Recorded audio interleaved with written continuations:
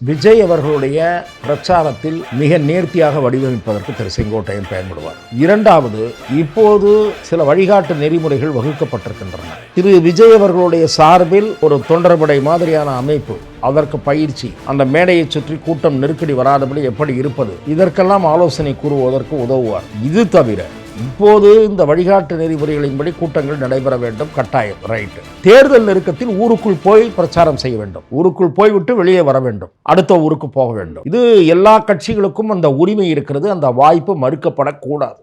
அந்த சமயத்திலும் கூட பிரச்சனை இல்லாமல் பிரச்சாரம் மேற்கொள்வதற்கு திரு செங்கோட்டையனுடைய ஆலோசனை பயன்படும். நீங்கள் தேர்தல் அணுகுமுறையை கேட்கிறீர்கள்.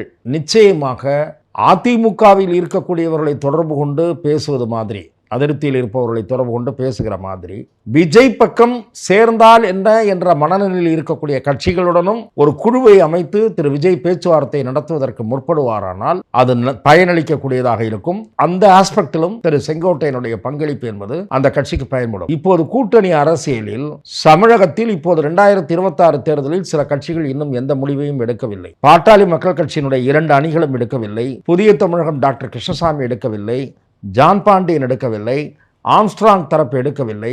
இந்த கட்சிகளில் சில விஜய் பக்கம் வருவதற்கு வாய்ப்பு இருப்பதாக நான் கருதுகிறேன்.